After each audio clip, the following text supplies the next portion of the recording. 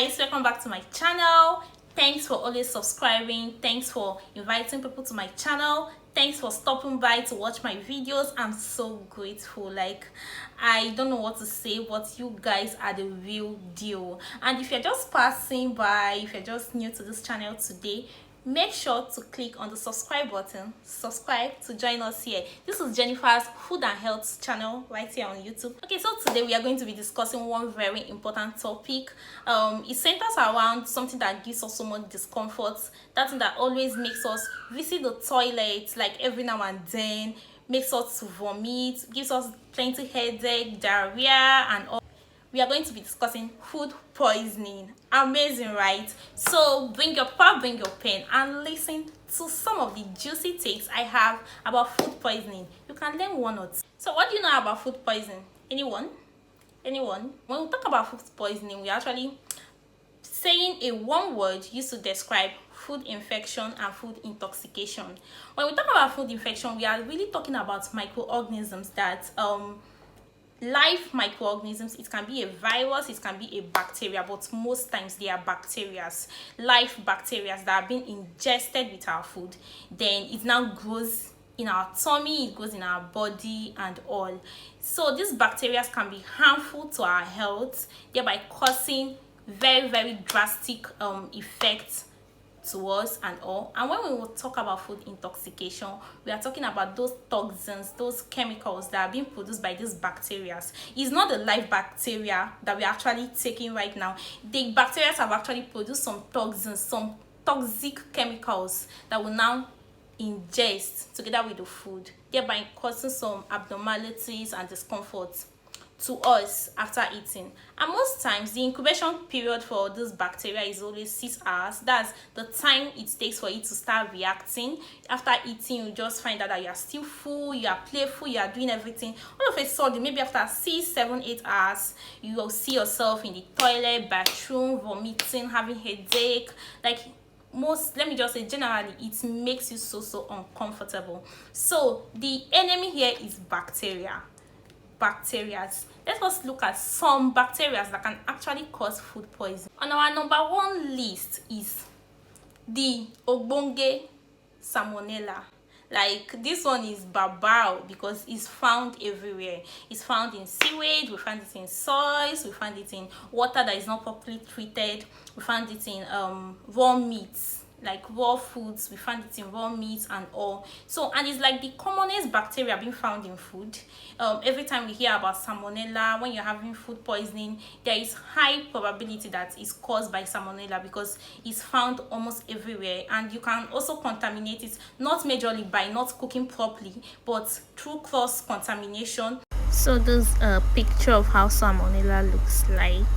This salmonella is dangerous as well because some of them are now resistant to antibiotics. So you keep taking antibiotics, and nothing is happening because salmonella is saying, I'm not going anywhere. So in order to avoid all this, the major thing is just maintain hygiene, proper hygiene while cooking and all. Then on our second list today, we want to talk about Staphylococcus aureus, shortly known as staph most times, and they are found in our custard, in our salad, in our dairy products like your ice cream and your yogurt. Like, these are the foods whereby you can easily find staphylococcus, and they are being transferred to our food through pimples, the boils we have in our skin, the sores we have in our skin, untreated sores and cuts, and also fluid on your nose. It can be transmitted majorly through that. So when somebody is actually serving you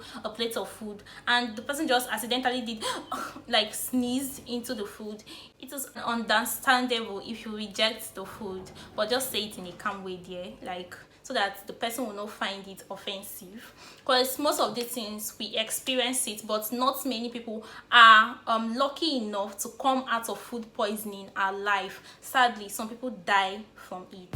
So this is Staphylococcus. Let's talk about the third one on our list, which is Campylobacter.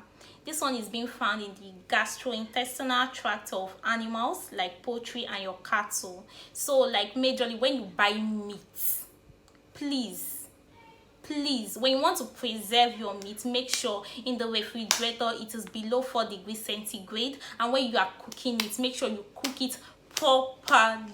Make sure you cook it properly so that these bacteria will not survive, because majorly, like, you must find it in all this meat. But preserve very well while storing, and also when you are cooking, cook very well. Make sure enough heat penetrates through the food that you are cooking, the meat that you are actually making. Not like no.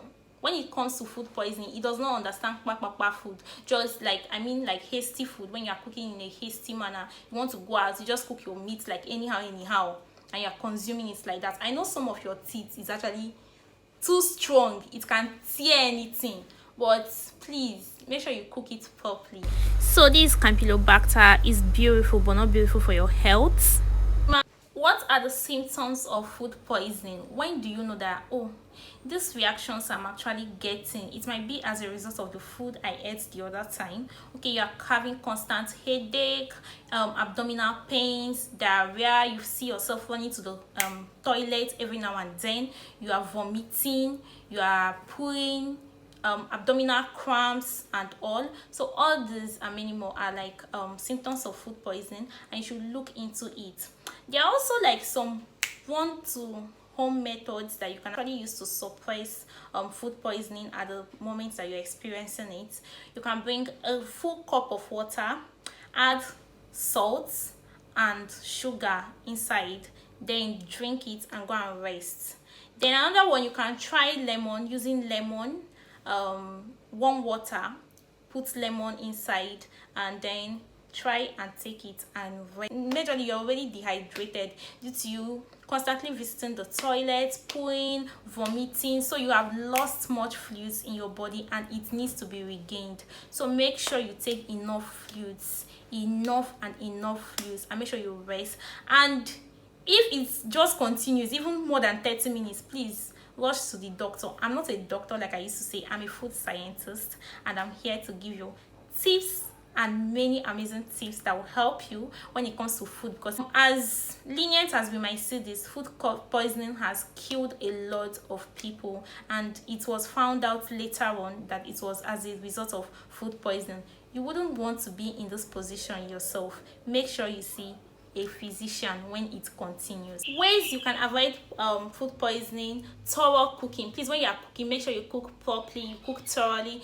Don't wash your food. The person you are rushing to go and meet, you might end up meeting the person dead or maybe in a hospital. So make sure you take good consideration and you take your time while making your food. Avoid eating in questionable environments. Now mama put, you're always going to buy food every now and then. How does it look? How is the environment? No matter how sweet the food is, please try as much as possible to avoid the place.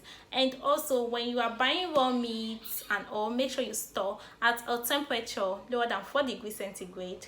And also, cross contamination, but it can be like transferred through maybe one person to another. The person that didn't wash their hand thoroughly and you that washed your hand thoroughly, so the person can actually transfer this bacteria to you, and you are the one cooking. It can easily then be put inside your food.